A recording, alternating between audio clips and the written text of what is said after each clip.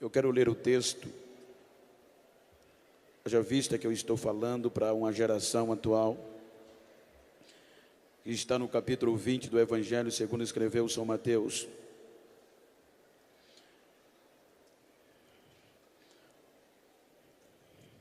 Palavras expressas dos lábios de Jesus, quando Mateus registra este acontecimento.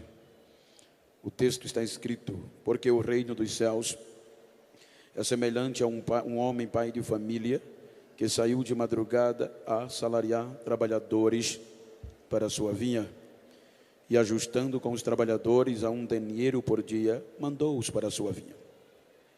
E saindo perto da hora terceira, viu outros que estavam ociosos na praça, e disse-lhes: ide vós também para a vinha, e dai-vos-eis o que for justo. E eles foram.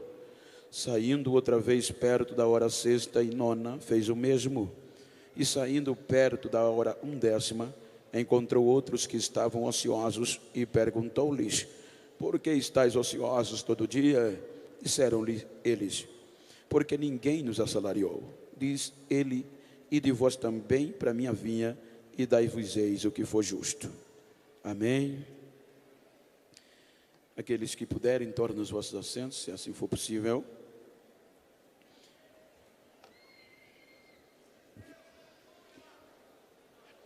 Enquanto tomo este texto para transmitir uma palavra motivadora, estimuladora, e para isso eu quero falar-lhes sobre adoradores da última hora. Os desafios que nos afrontam e nos confrontam nestes últimos tempos. Quando nós observamos o texto e o seu contexto, a Bíblia nos mostra que depois de uma recusa, de uma proposta recusada por um jovem denominado de jovem rico, então houve questionamentos dos discípulos para com Jesus.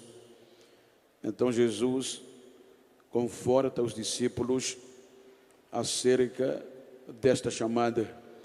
Então é quando Jesus registra Mateus, ele expressa alguns pormenores. Pormenores estes que os seus ouvintes sabiam do que eles estavam falando.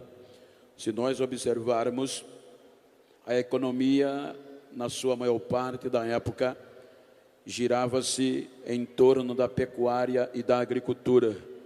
Então, o que Jesus está mencionando, ele está tomando os 5 períodos de um dia, em um contexto de um calendário normal, para explicitar os desafios e a história que nos trouxe aqui. Se nós observarmos, vejam que ele menciona 5 horários, e nós sabemos que no contexto da época, o dia judaico era contado de 6 da manhã às 6 da tarde. Portanto, Jesus apresenta a princípio o horário da madrugada. Ele mostra aos seus discípulos que aqueles que deixaram pai, mãe, filho, mulher, esposo por amor a ele, nunca seriam decepcionados acerca das recompensas, porque um dos apóstolos perguntou ao Senhor: nós que deixamos tudo para te seguirmos, o que ganharemos? Então ele disse: nesta vida 100 vezes tanto, e ainda extra a vida eterna. Então ele entra no contexto da história da igreja, na história da queda do homem e de adoradores que, quando achavam-se que não tinha mais jeito, eles permaneceram adorando através das gerações e através das dificuldades. Se nós observarmos o primeiro horário, se nós observarmos os primeiros desafios, nós vamos deparar-se com o horário da madrugada. Vejam, aqui eu estou e com certeza aqui também é movido grande parte da economia por questão rurícola, aonde a cana-de-açúcar dá-se para notar, além das indústrias, ela também tem um peso na economia. Haja vista que a empregabilidade é bem maior. Quando nós observamos o contexto da madrugada, eu faço questão de mencionar, ele exige mais coragem, é mais desafiador, porque é abrir caminhos. Eu, a partir dos 12 anos de idade, eu comecei a cortar cana. Porém, o meu pai saía de 4 horas da manhã, ainda escuro, para abrir, chamava-se eito, porque eu não ia na madrugada, porque o risco era maior. Então, minha mãe preparava o café para que eu levasse, e eu saía de 6 da manhã. Se nós observarmos o horário da madrugada, é o horário que existe mais dificuldade, é mais desbravador. Então é o que Cristo começa a mostrar, segundo um contexto teológico, acerca da história da igreja, e mencionando o peso de adoração e de comprometimento que está sobre esta geração. Se nós observarmos, desde a queda do homem, foi frustrante. A Bíblia diz que quando o homem pecou, a perspectiva era desfavorável, pois o homem, ele não tinha capacidade de retornar-se a Deus. Quando nós observamos, ao passar do tempo, o homem expulso da presença de Deus, destituído da presença de Deus, sem perspectiva de adoração. O entanto, é que quando o escritor aos Hebreus, ele faz menção do Velho Testamento, capítulo 11, ele estimula a sua geração, tomando exemplo do Antigo Testamento. Se nós observarmos o livro dos Hebreus, a partir do capítulo 11, ele está mencionando de homens e mulheres que por meio da fé adoraram a este Deus. Veja que no meio do caos, que tinha tudo para não adorar, ele menciona e faz uma relação. Ele diz que por meio desta fé, Abel ofereceu o melhor sacrifício do que Caim. Ele continua dizendo que por esta mesma fé, desde o horário remoto, alguém sempre estava adorando a Deus e andando com Deus. Ele diz que por esta mesma fé, Enoque também andou com Deus e foi transladado, porque Deus os transladou. Quando ele faz menção do Antigo Testamento, ele diz que Abraão, ele ouvindo, recebendo a proposta e a promessa e a chamada, mesmo sem saber para onde ia, ele acreditou e foi por meio da fé. Então ele diz que a própria Sara também acreditou na esperança de que Deus iria lhe dar um filho. Porém, ele diz que todos estes morreram sem ver a promessa, mas não desistiram, porque tinha esperança desta promessa maior, vivendo na terra, sabendo que era peregrino e tinha uma terra celestial a esperar. Quando ele continua o texto, ele diz que por esta mesma fé, Isaac abençoou os seus 2 filhos, Jacó e Esaú, acerca das coisas futuras. Quando ele faz menção, ele diz que Jacó, já sendo velho, já encostado no seu bordão, ele abençoou os 2 filhos de José acerca das coisas futuras. Ele, pai de Jacó, ele chega em Moisés e ele mostra que Moisés já era grande. O texto diz, Moisés já grande, com livre-arbítrio, com poder de decisão, ele recusou, ele não quis ser chamado filho da filha de Faraó, a maior autoridade politicamente e economicamente da época, mas não quis. Ele antes preferiu ser maltratado com o povo de Deus do que gozar de um pouco do pecado. Ele recusou, ele preferiu o vitupério de Cristo do que os tesouros do Egito. Ele, escritor os Hebreus, continua dizendo que por esta mesma fé, homens desbravaram o horário da madrugada em um contexto de decisão e de escolha. A escolha era de livre-arbítrio. Ele continua dizendo que depois de Moisés, ele diz que agora Raabe, a prostituta, não pereceu com o Jericó, mas porque escondeu os espias, Deus a conservou por meio da fé. Ele diz que falta-me tempo para falar de Baraque, de Gideão, de Jefté, de Sansão, de Samuel e de Davi. Ele diz que homens que desbravaram o horário da madrugada sem ter uma perspectiva favorável no contexto normal, mas a esperança da fé fazia eles adorarem a Deus.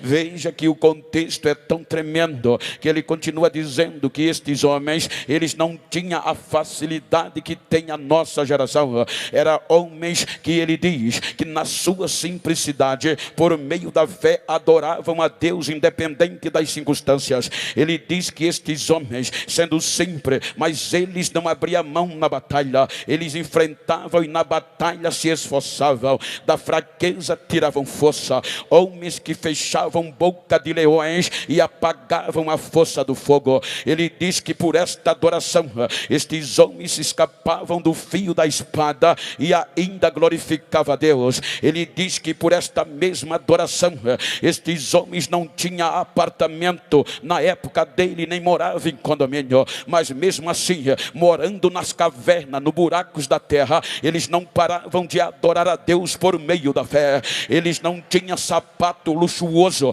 ele não usava terno da Tommy nem da Ralph Lauren, era vestido de pele de carneiro e de ovelha. E ele diz, muitos deles foram esbufeteados, cerrados pelo meio, maltratados e folados vivos, mas não desistiam. Eram homens que adoravam, que ele diz que o mundo não era digno desses homens pisando na terra. Olha o que é que ele diz. Ele diz que estes homens, por meio da fé, esta geração da madrugada, mesmo assim, ela não desistiu de adorar, e pela fé eles alcançaram bom testemunho diante de Deus. Portanto, o texto diz que os trabalhadores da madrugada, a geração da madrugada, mesmo alcançando bom testemunho diante de Deus, ainda não entraram na promessa. Por quê, pastor? Porque o próprio Deus não permitiu que eles entrassem sem a gente, sem uma geração futura, porque Deus tinha coisa maior e melhores para a nossa geração.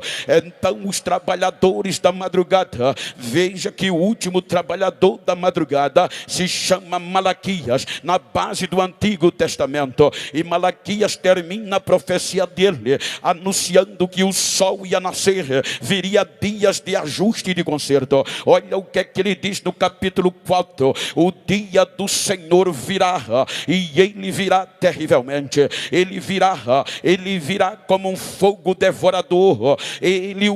Todo que comete a soberba e a iniquidade será queimado feito palha. Ele virá como lavandeiro, ele limpará toda a imundícia e deixará tudo limpo. Mas ele diz, mas para vós que temei o meu nome, nascerá o sol da justiça, e ele vem trazendo salvação debaixo das suas asas. Termina o horário da madrugada. Acharam que Deus tinha desistido do ser humano, o sistema era cruel, era esse sistema. Agora entra 400 anos sem Deus falar, alguma coisa. Nesses 400 anos, sem Deus se manifestar a Israel. Então agora acontece coisas extraordinárias. Deus no silêncio continua trabalhando, aproveitando para o sol nascer. Então a Bíblia diz, e a história enriquece, que neste período de silêncio intestamentário de 400 anos, a coisa mudou no mundo antigo. O Império Grego Macedônio, liderado por Alexandre o Grande, ele helenizou todo o mundo antigo. Haja vista que Alexandre foi um grande conquistador, e como agora o grego, a língua principal de todo mundo. Mas agora Deus trabalha no berço cultural através de Alexandre o Grande. Quando Alexandre o Grande heleniza todo aquele mundo com a língua grega, então vem o Império Romano, o mais forte império que já existiu. O Império Romano subjuga o Império Grego Macedônio no momento do silêncio entre a madrugada e o nascer do sol. Porém, agora os romanos subjugam o Grego Macedônio e liberta das guerras, porque as guerras eram constantes, e por meio da Pax Romana a paz estabeleceu. Quando a paz reinava, quando o mundo estava calmo, agora acontece algo surpreendente. O dono da vinha sai à terceira hora, o horário de 6 às 9 da manhã. E quem é que aparece? Agora Deus resolve começar o reconhecimento. A Bíblia diz que apareceu no YouTube um certo pregador, apareceu no Facebook um certo pregador. Não, a Bíblia diz que apareceu no deserto da Judeia João Batista pregando o evangelho de arrependimento. João Batista Batista entra dizendo: arrependei-vos e crede no Evangelho, porque o machado já está posto à raiz da árvore. Aqueles que não produzirem frutos dignos de arrependimentos serão cortados e jogados no fogo. João Batista entra no anonimato, e é nesta última hora, quem crê comigo que Deus não depende de modernidade, de YouTube, de Facebook, quem crê comigo que Deus ainda levanta uma geração no meio do deserto para fazer a diferença. Então João Batista entra. Imagina, se fosse Genival Bento, eu queria começar dentro de Jerusalém, que era o centro religioso. Eu queria começar num contexto favorável da Judeia. Agora João Batista começa no deserto. Amados, a unção é quem faz a diferença. Ora, João Batista pregava no deserto, descalço, o sandália era de couro, não tinha sapato brilhoso, o terno era raquinho, era feito de pele de animal, um cinto de ouro. Ele pregava com tanta autoridade que agora ele impacta o palácio, o sistema. Então, dentro deste contexto, as pessoas eram quem saía de Jerusalém por causa de um adorador que estava pregando no deserto. A adoração a Deus faz isso, ela faz a comunidade sair da cidade para ir para o deserto. E quando as pessoas chegavam no deserto, já chegavam clamando. Aí ele gritava: raça de víbora, quem vos ensinou a fugir da ira vindoura? E as pessoas acreditavam e eram batizadas por ele no Rio Jordão. Aí o sistema disse: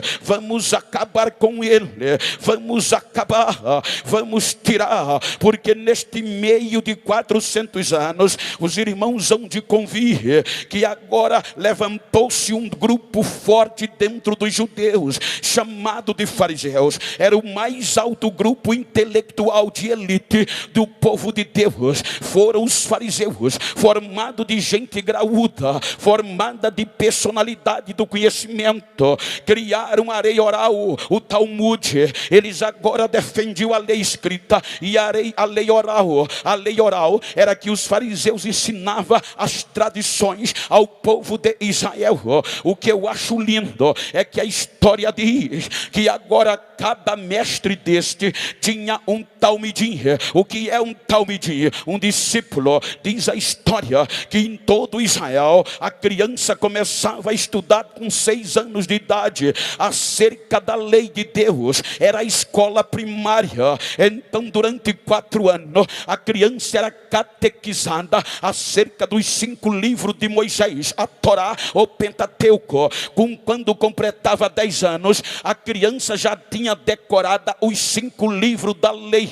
Agora havia uma seleção, só os inteligentes continuavam, e aqueles que não tinham perspectiva voltavam para casa para aprender uma profissão da família. Agora os inteligentes estudavam de 10 a 14, estudavam agora na forma de decorar os livros histórico, profético e os livros de sabedoria. Quando eles completavam 15, 14 anos, eles já tinham decorados os 5 livros da lei e estes outros que eu mencionei.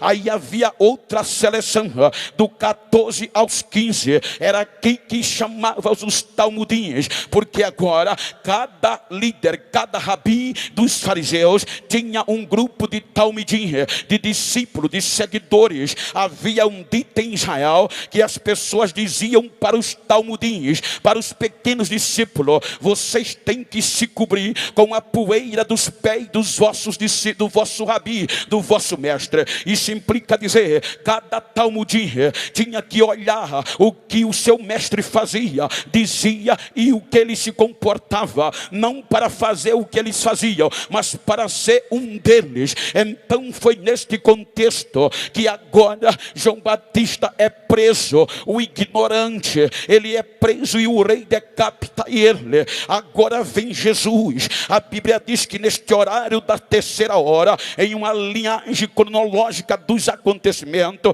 aí a Bíblia diz que quando Jesus soube que João estava preso, ele começa a pregar o evangelho. E olha que Jesus começa com 29 anos, ele já tinha passado por todo este treinamento e esta leitura, ou seja, Jesus já despertou. Quando ele completou 10 anos, ele já tinha a lei decorada como judeu. Ele foi selecionado como inteligente e continuou. O que chamou a atenção, o que ele fez que nenhum fez, é que com 12 anos foi sabatinado. Então a Bíblia diz que ele já tinha toda a Bíblia decorada e ainda ensinava os doutores, os escribas, que arregalaram os olhos, que tanto vem tanta sabedoria. Quando ele completa 29 anos, ele já era mais inteligente do que os inteligentes dos inteligentes. Não é à toa, irmãos, que os fariseus respeitavam ele. Vejam que até os fariseus o chamavam de mestre. O próprio Simão chamava ele de mestre.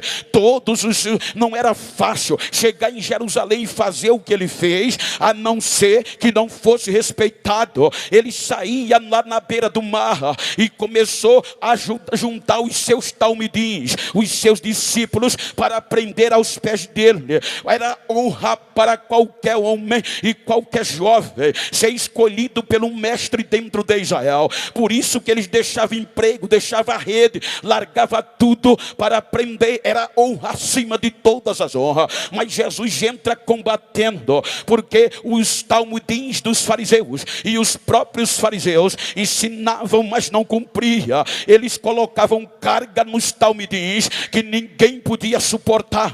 Os fariseus, os mestres judeus, eles estavam preocupados com o exterior e não para o exterior. Então Jesus bate de frente quando disse: vocês estão errados, vocês parecem uma sepultura, por fora é bonitinho, mas por dentro estão apodrecidos. Vocês estão botando carga no povo que não pode cumprir. Ele olha para os seus e diz: então vinde a mim, todos vós que estão cansados e oprimidos, e eu vos aliviarei.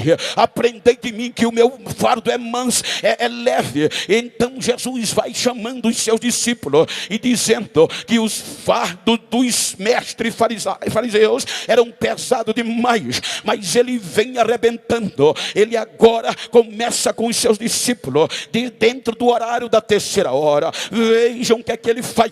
Ele impacta o sistema. O sistema era corrompido, o sistema era interesseiro, o sistema tinha conflito de interesses. Aí Jesus chega pregando e cumprindo o que ninguém tinha cumprido. O sistema dizia: tem que ir visitar o leprosário, mas eles não iam. Tem que ajudar o enfermo, mas eles viravam as costas. Veja a parábola do bom samaritano. Eram os sacerdotes, eram os mestres que passavam de longe. Só que Jesus agora, como mestre, ensinava os seus talmidins, os seus discípulos, de forma diferente. Ele chegava para ensinar. Ele não só pregava no santuário, ele chegava na beira do tanque, aonde só tinha doente, e começava a pregar, começava a falar. E quando ia terminando, olhava para o enfermo e dizia: queres ser curado hoje? O caba dizia: quero. Levanta, vai para casa, pega a tua cama, se manda daqui, seja curado. Quando ele ia para o leprosário,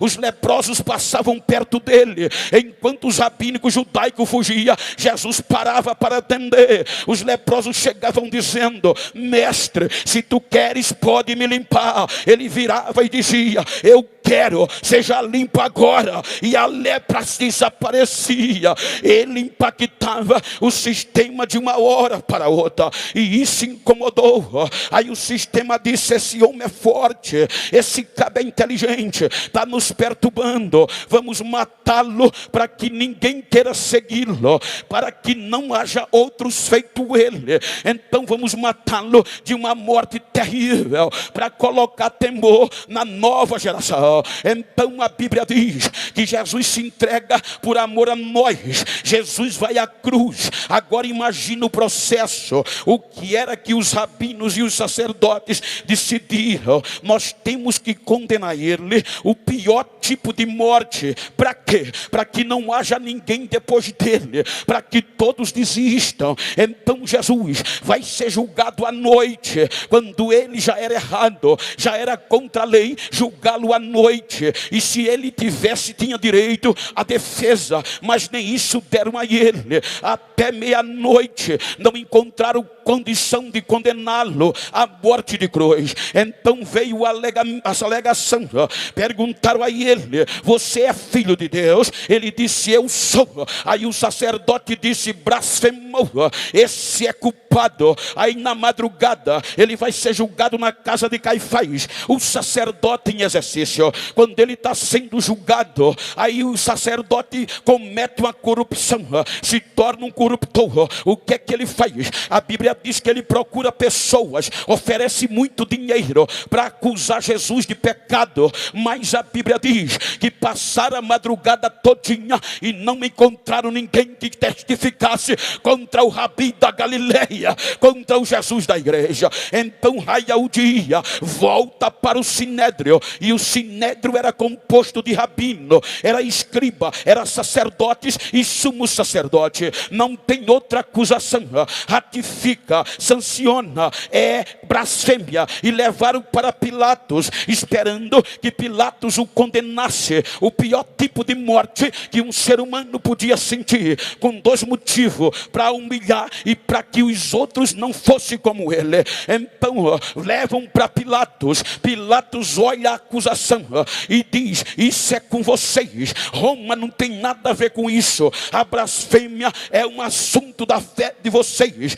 então ele não tem culpa. Aí foi quando colocaram a acusação de sedição, que já atendia o imperador. Eles disseram: ele está criando confusão, está ensinando o povo a blasfemar e também incitando o povo contra o imperador. Aí vem para o julgamento, mesmo com todas as acusações. Pilato diz: eu não vejo nele crime algum, mas a turma pedia, ele tem que ser crucificado.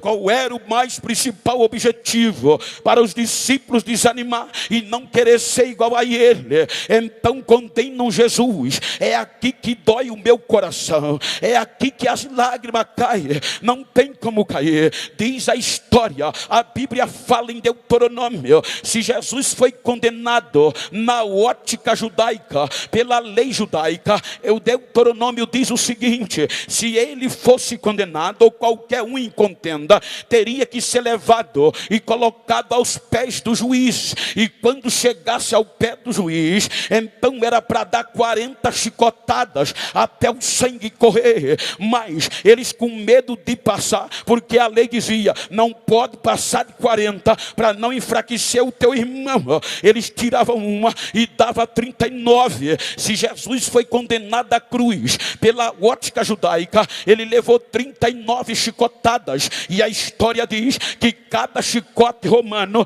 tinha 12 pernas, em cada perna ossos de carneiro secos e pontiagudo. Isso implica dizer que se foram 39, você multiplica 39 vezes 12, dá mais de 400 feridas no corpo de Jesus. Só em cada chicotada era 12. E se foi condenado pela lei romana, a lei dizia: se for condenado à cruz, é 5 quarentena, ou seja, 40 vezes 5, 200 chicotadas menos uma, dava 195, ou seja, 195 chicotadas dilacerou o corpo de Jesus. É aqui que Isaías diz: ele foi moído, arrebentaram com ele, olhando nós para ele, nenhuma beleza víamos para que o desejássemos, mas foi pelas suas feridas que a nova geração foi sarada, foi pelas suas feridas que a gente está aqui. Quem pode levantar a mão e dizer: eu não vou parar de adorar?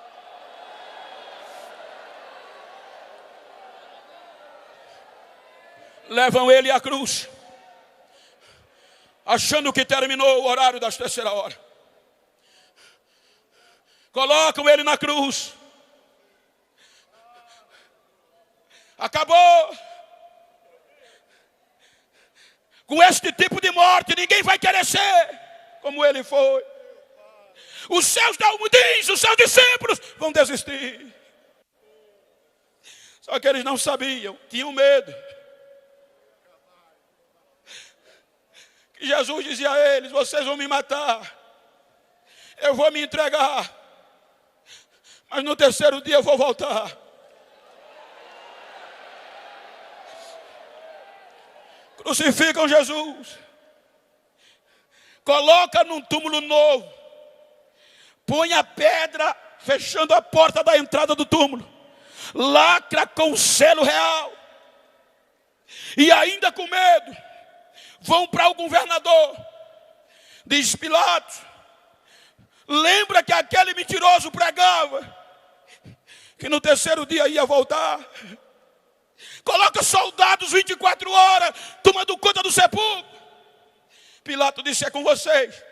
Pegaram escoltas de soldados experientes, expertos, tropa de elite, e colocaram na porta do sepulcro para os discípulos não virem roubar o corpo. Passa a sexta-feira.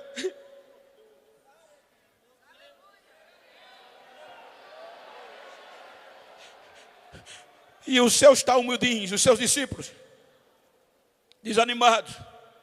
O sistema dizia: eles vão desistir. E eles diziam: pensávamos que era ele, que fosse redimir Israel.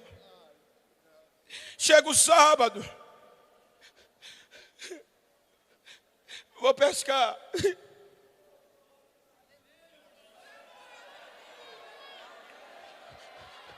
Manhã do domingo, 2 anjos em tocha de fogo descem do céu. A Bíblia diz que os soldados desmaiaram de tanta glória que viram. Deu um terremoto, a terra tremeu, a porta do sepulcro, a pedra rolou. E quem é que vem saindo de dentro?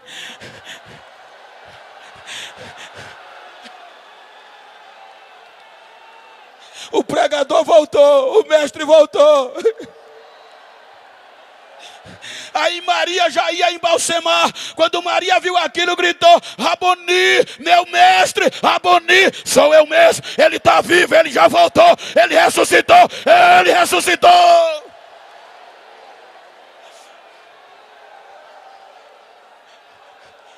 Vai para os discípulos e diz: todo o poder foi me dado no céu e na terra. Vão, façam discípulos de todas as nações, e eu estarei convosco todos os dias, até a consumação dos séculos. Eu estou com vocês. Ele sobe aos céus. É por isso que me pergunta: por que tu chora tanto, Bento? Olha o que eu vou dizer. Por que é que eu choro? Jesus vai aos céus e deixa trancado, com medo da represária, os seus talmidins.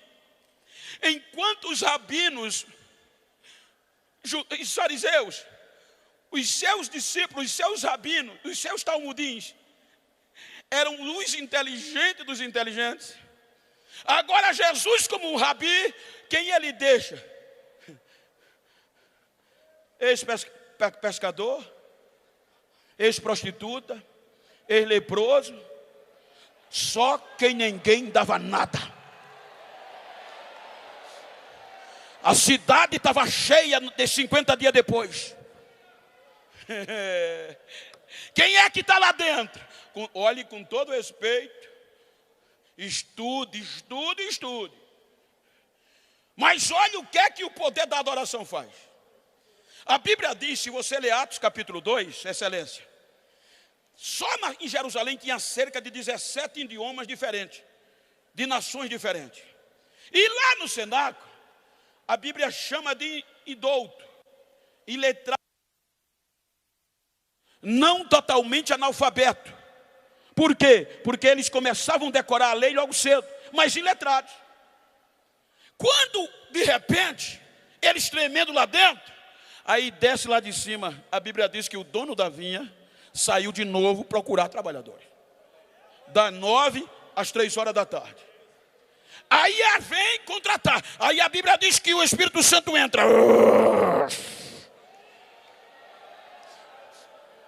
Aí aquele grupo de semi-analfabeto começa a falar línguas dos países que estavam lá dentro. A adoração faz isso. Aí perturbou a cidade, que Lucas era um epígrafo de primeira. Ele era formado, era um acadêmico de primeira. Aí Lucas é capaz de escrever e dizer que o que assustou a multidão, está escrito, é que eles disseram: olha, não só tem gente iletrada ali dentro, seguidores do Rabi da Galileia? E como a gente está ouvindo ele falarem na nossa própria língua? Que negócio é esse? Aí correram para lá. Quando chegaram na porta, o Espírito Santo derramou uma língua repartida como de fogo. Aí o negócio pegou lá dentro. Aí disseram: tão bêbado. Não é milagre não, tão bêbado. Agora Pedro, cheio de autoridade, sem anel no dedo, sem diploma pregado na parede, sem WhatsApp, sem Facebook, mas marca no joelho e calo na testa. Ele vai para frente do cenáculo e ele não prega conversa mole. Um dos perigos da nossa geração é que a gente está ouvindo muita psicologia e muita psiquiatria nos nossos púlpitos. A gente está ouvindo muita conversa de autoestima, porque Genival Bento não quer mais pregar a verdade da cruz, porque a verdade da cruz não dá ibope e nem enche agenda. Mas a mensagem da cruz ainda batiza, ainda salva, ainda cura. É ela que faz a diferença. O irmão Pedro chega naquela multidão, cheia de doutor, sacerdote, rabinos, e ele grita: ei, não tem ninguém bêbado não, é 9 horas agora. Isso é o poder que Deus prometeu por meio de Joel. E vocês sabem, vocês sabem quem era Jesus. Um varão aprovado por Deus, que por meio dele Deus fez milagres, maravilhas e prodígios.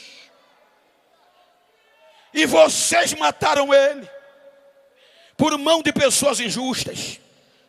Mas eu tenho uma novidade para dizer a vocês. Eles queriam matar Jesus, pensando que Jesus não ia sacudir os seus discípulos. Matando Jesus acabava. E agora Pedro diz: escutem, a morte não pôde segurar ele. O Deus Pai quebrou as cordas da morte, e a pedra do sepulcro foi aberta, e Jesus voltou a viver. Ele está vivo, ele está vivo, ele está vivo, ele está vivo. Quase 3.000 pessoas, doutor, rabino, tiveram que botar a cara no chão e gritar. O analfabeto lá em cima e o doutor lá embaixo: varão, o que é que a gente faz para ser crente? Aceita Jesus e sejam batizados, que vocês também serão batizados com o Espírito Santo.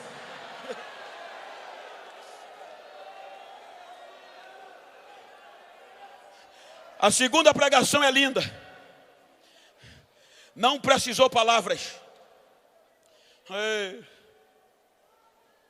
Há um contexto que diz que nós determinamos ser por aquilo que a gente faz. Agostinho, o grande teólogo, chamou os seus discípulos seminaristas e disse: amanhã a gente vai fazer uma grande pregação. E eles se prepararam a noite toda. No outro dia foram prontos para pregar. Entraram na cidade e saíram em silêncio. Aí disseram: mestre, por que a gente não pregou? Hoje vocês fizeram a maior pregação que vocês podem fazer na vida, o testemunho de vocês.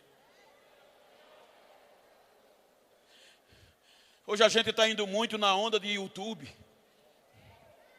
Eu sou de uma geração que só se convidava quando eu conhecia, eu procurava conhecer. Meio braço. Agora cheios de Deus. Já vem 2 iletrados, ainda fedendo peixe. A lei judaica era cruel. Quem nascesse com defeito físico não tinha chance.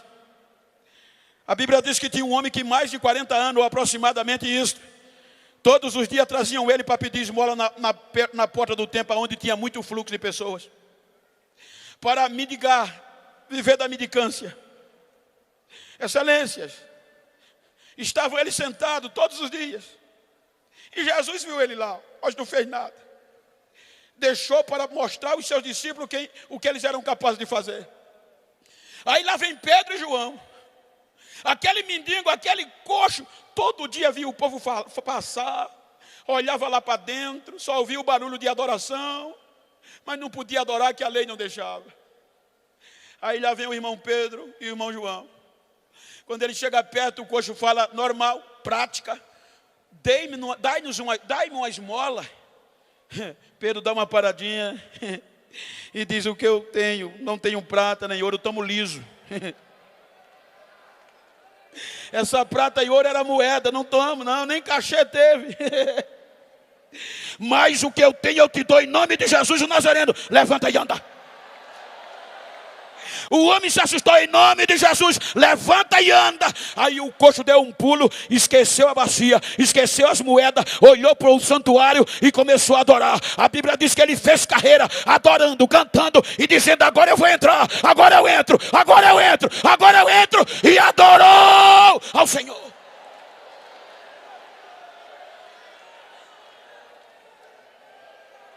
Quem sustentava aqueles irmãos?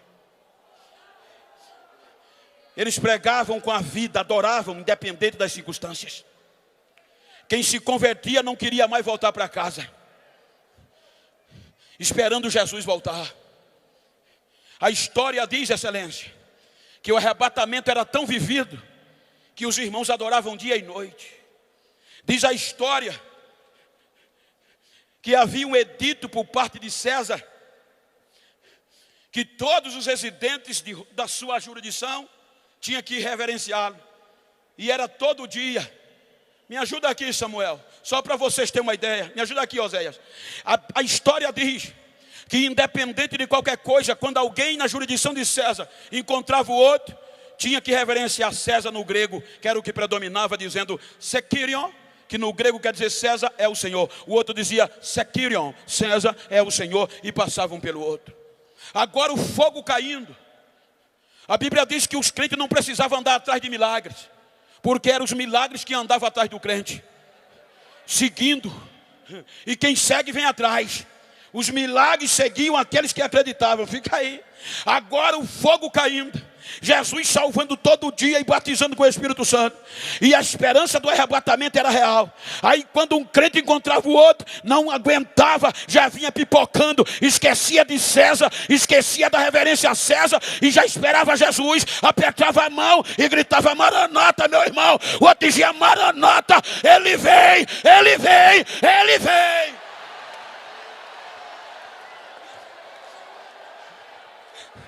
Ninguém sustentava. Obrigado, Zé. Ninguém sustentava. Esses trabalhadores, adoradores do meio-dia, quando o sol é mais quente. Eu vou dizer o que vocês já ouviram. Eu estou pregando para uma nova geração.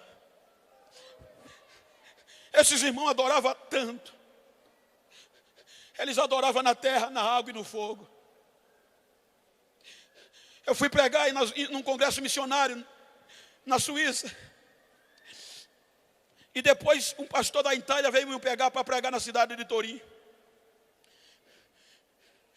E aquele culto foi tão maravilhoso que no outro dia ele disse: eu vou fazer você voltar para o Brasil mais crente do que o que chegou. E começou a andar comigo aonde essa igreja fez história. Eu chorava. Ele dizia: Geno, ninguém parava os irmãos. Era barulho de glória ensurdecedor. A adoração era primazia. O arrebatamento era o foco principal. Os irmãos eram presos para desistirem. Os irmãos eram torturados para desistirem. Mas não desistiam. Não desistiam. Ele disse: Bento, o imperador com tanto ódio, porque agora os cristãos já não adoravam mais o imperador. O rei dos judeus agora era Jesus. Aí ele disse: eu vou acabar com essa raça. Esse monte de adoradores vão sumir. e investiu o que pôde para acabar com a igreja, tirar a adoração da igreja. Fez um tacho bem grande, encheu de azeite inflamável, reuniu adeptos para provar que Jesus morreu. A igreja ia desistir. Chegou no dia, lotou aquela arena. As pessoas ovacionavam o imperador pelo feito eminente. E ele mandou prender os irmãos, os adoradores acorrentados um no outro, de dois em dois. Quando os adoradores adoravam com as correntes, o imperador deu ordem: jogue fogo no tacho. O fogo foi aceso e o azeite fervia. Ele olha para os soldados e diz: pegue de dois em dois e jogue dentro. Se eles não desistirem, jogue de dois em dois. Os soldados entravam. Quando os soldados entravam no corredor, espraguejando os adoradores de Cristo, ameaçando-os, chutando-os, vocês vão desistir. E os adoradores querendo se pocar a corrente um do outro. Aí eu perguntei, eles queriam correr? O pastor disse: não, Bento. Eles viam o fogo, viam o azeite fervendo e a espada, mas continuavam adorando. Eu olhava um para o outro, fazia força: solta, deixa, solta eu, que quem vai primeiro sou eu. Quebra essa corrente, que quem vai entrar primeiro sou eu. Eu quero ver o meu Jesus cara a cara, deixa que eu vou entrar. Eles não desistiam, jogavam de dois em dois. Quando eles caíam no fogo, o fogo fazia barulho. Os romanos cantavam adoração aos deuses de Roma. Aí não deu 10 a 15 minutos, silêncio total na praça. Uma agulha no chão, ouvi o barulho. Eu perguntei: o que é que houve, pastor? Ele disse: Bento, os crentes que eram jogados, amarrados dentro do azeite inflamado, começavam a pular de dentro do tacho adorando a Jesus, sem nenhuma queimadura e as correntes quebradas. Quando os romanos viam, fechavam a boca. E agora os crentes que estavam amarrados começavam a adorar, cantar e dizer: Jesus está vivo, meu mestre está vivo, o rabino da Galileia está vivo, ele ainda vive, ele ainda vive.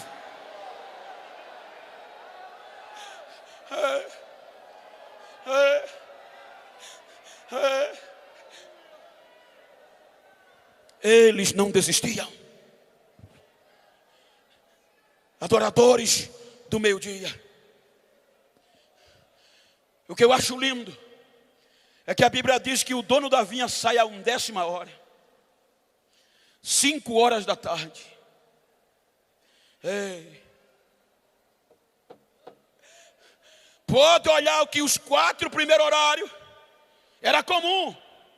O dono da vinha sair com um contrato na mão. Pode olhar que ele ia com o contrato. O maior preço foi o que ele mesmo pagou por seu filho. Mas 5 horas da tarde, nenhum empreendedor contratava ninguém. Porque eles só iam para a praça para o resumo final. Porque contratar uma pessoa faltando 1 hora, o encargo era o mesmo de quem começou. Veja que esse grupo é o único que é questionado, o da última hora. Quando ele chega na praça, ele pergunta: por que vocês ainda estão aqui, desocupados 5 horas da tarde? Sabe o que é que aquele grupo diz? Ninguém acreditou em nós. Nós não temos merecimentos para trabalhar na vinha de ninguém. Ei. Olha a coragem do dono da vinha. Ele diz: vão vocês também para a minha vinha, e eu darei a vocês o que for justo.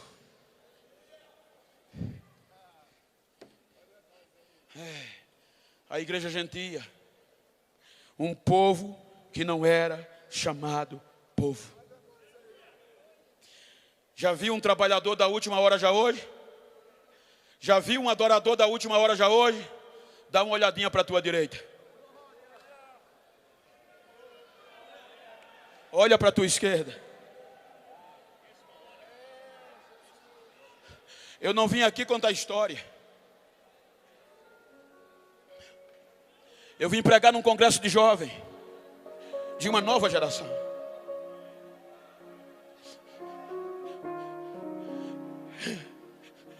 Eu não vim aqui preocupado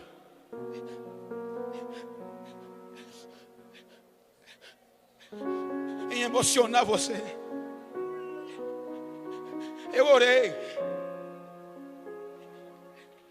Ainda essa tarde eu estava de joelho. E Jesus cobrava de mim. Eu vim aqui fazer você entender que o mesmo compromisso de Abel é o nosso hoje. Porque a Bíblia diz que ele não muda. A modernidade é muito boa, mas está acabando com a gente. A gente já não tem tempo de adorar como antes.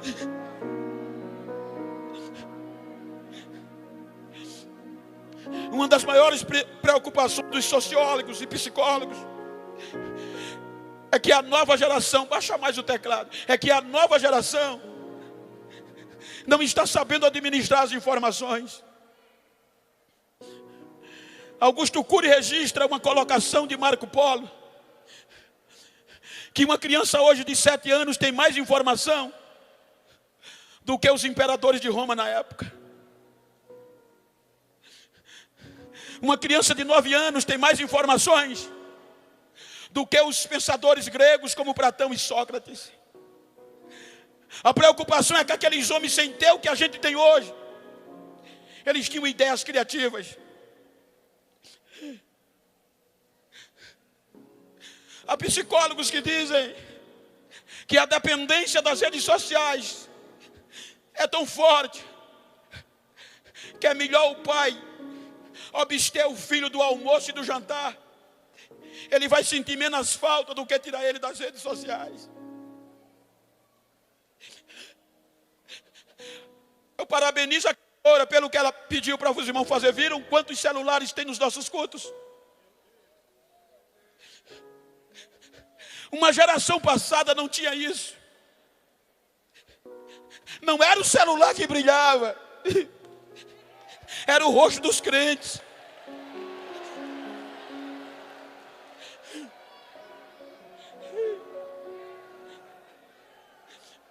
Quando eu lembro de alguns trabalhadores da última hora, eu choro, pastor. Homens que se dedicaram, jovens, independente de tudo, começavam logo na adolescência, compromisso com Deus. Quando eu me lembro, Charlie Finney, um jovem que predispôs ser cheio do Espírito Santo.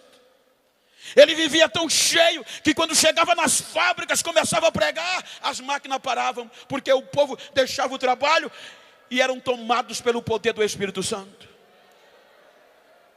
Quando eu me lembro de Spurgeon, o jovem que pregava um sermão e passava 3 dias deitado, sem poder levantar, porque o joelho inchava, o calcanhar inchava por conta da gota úrica, e ele não parava. Assim que desinchava, voltava para o púlpito de novo. O que fazia esses jovens não pararem? Quando eu me lembro de D.L. Moody, o jovem pobre, consertava sapato para ajudar nas despesas da casa. Um certo dia ele ouviu a mensagem: quem quer ser um adorador e um pregador de alma, salvo engano de Spurgeon. E ele disse: eu vou para frente. E foi para frente. E disse: Senhor, todos os dias eu vou ganhar uma alma para o Senhor. Um jovem trabalhava consertando sapato, e todos os dias ele ganhava uma alma para Jesus. No final da semana, pegava cada um e levava para a escola bíblica. Diz a biografia que em poucos meses a escola bíblica se tornou a maior escola da cidade. Chegou um dia que ele não orou por ninguém e ele não se conformou. Ele vai para a rua, senta no meio-fio e começa a chorar, porque não ganhou uma alma para Jesus. Aí a polícia vem com 4 soldados, encontra ele e filho, o que é que você está chorando? Eu prometi ao meu Senhor que todos os dias ia ganhar uma alma para Ele, e hoje ainda não orei. Em lágrimas. O soldado deu um tapinha nas costas e disse: não precisa chorar, vá para casa, amanhã você ora. Mas ele continuou chorando. A patrulha saiu, fez o primeiro quarteirão, o segundo quarteirão. Quando chegou no segundo quarteirão, os soldados começaram a chorar dentro do carro. O que está acontecendo? Foi depois que a gente encontrou aquele jovem. Aí os 4 começaram a chorar. Volta lá, volta lá. Quando voltaram, Mudo ainda estava sentado chorando. Eles já desceram do carro gritando: para de chorar, para de chorar. A gente quer aceitar o teu Jesus como Salvador da nossa alma.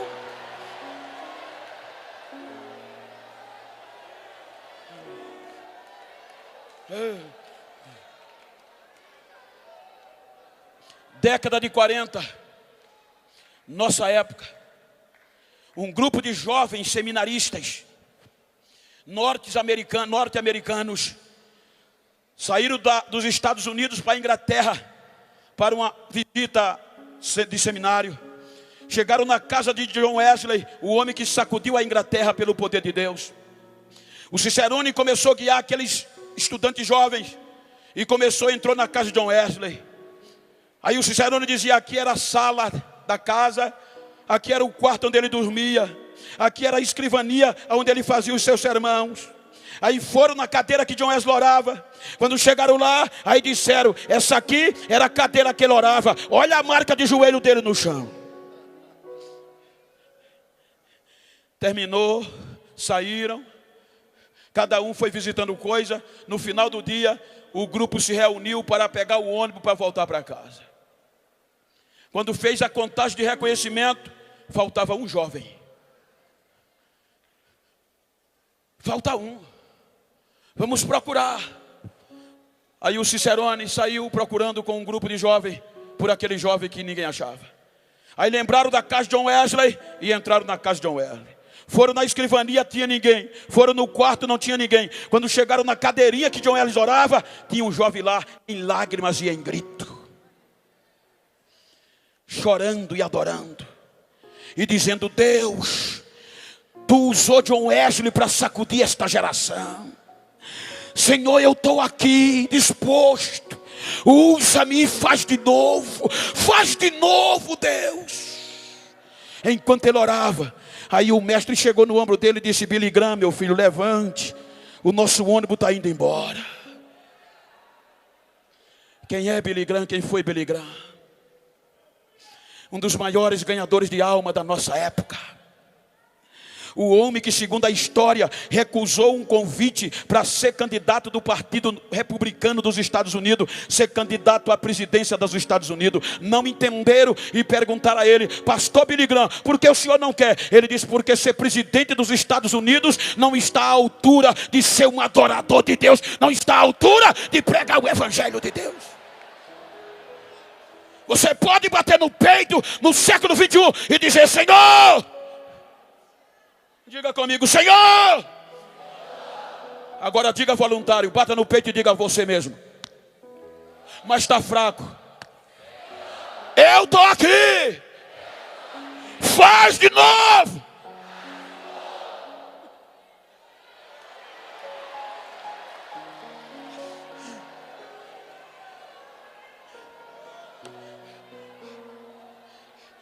Chegou o século 21. O século da pós-modernidade. O século da facilidade. Eu não sou saudosista, mas às vezes dá saudade. O culto já começava quando a gente saía de casa. As lágrimas já saíam correndo. Não tinha pregador famoso nem cantor famoso. Não precisava de ninguém depositar cachê para ninguém.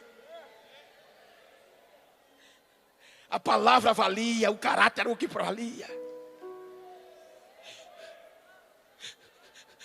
Não tinha ninguém com disco de ouro gravado. E queira Deus que todos tenham.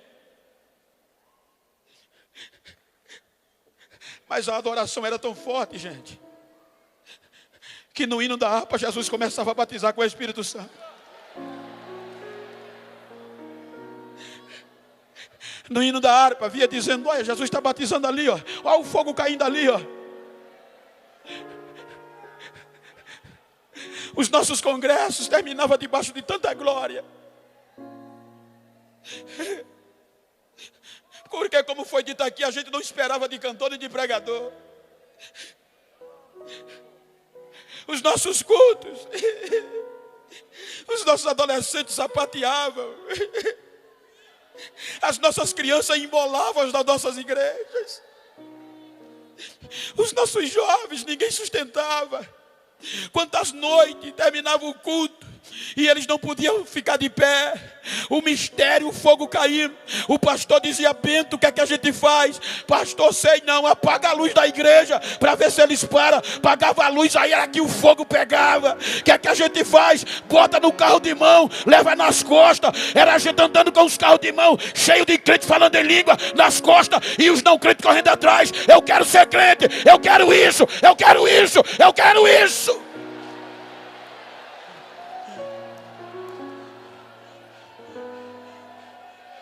Hoje é feio.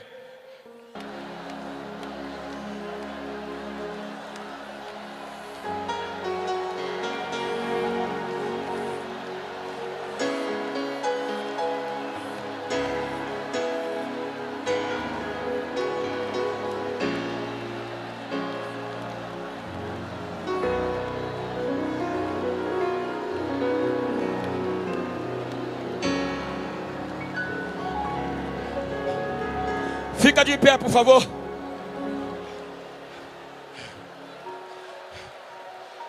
Ei, Gaios. O meu corpo está fervendo aqui.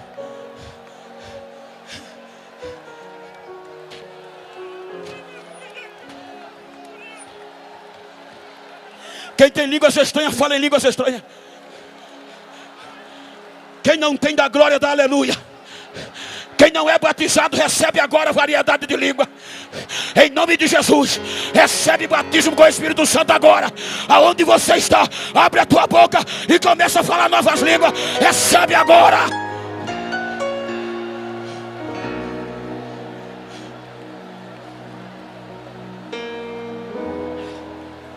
Arrebatamento. Arrebatamento daqui a pouco. Se você pode.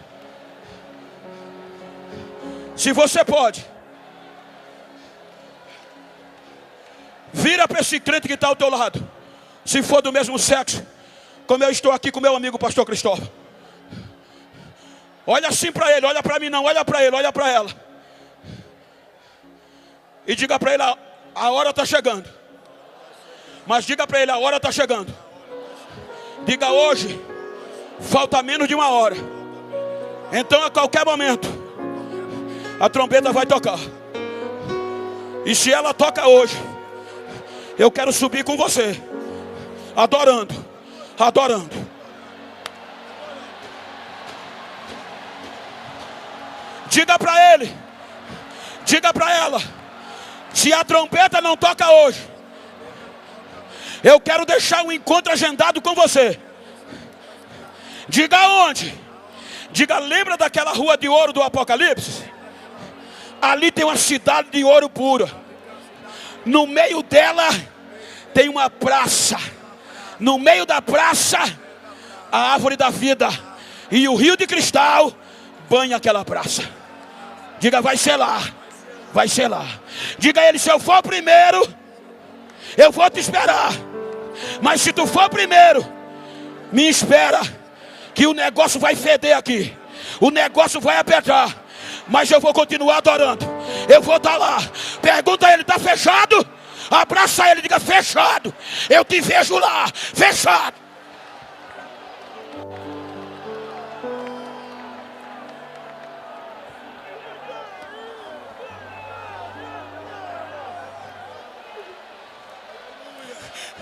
Adoradores, adoradores, é uma questão de escolha. Adoradores, é uma questão de escolha. Deixa eu ouvir o barulho do adorador. Deixa eu ouvir o barulho dos adoradores. Deixa eu ouvir. Quem tem línguas estranhas fala. Quem não tem, recebe agora.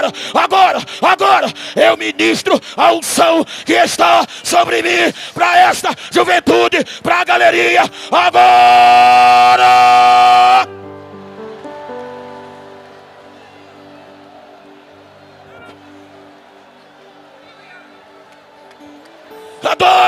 Adora, adorador.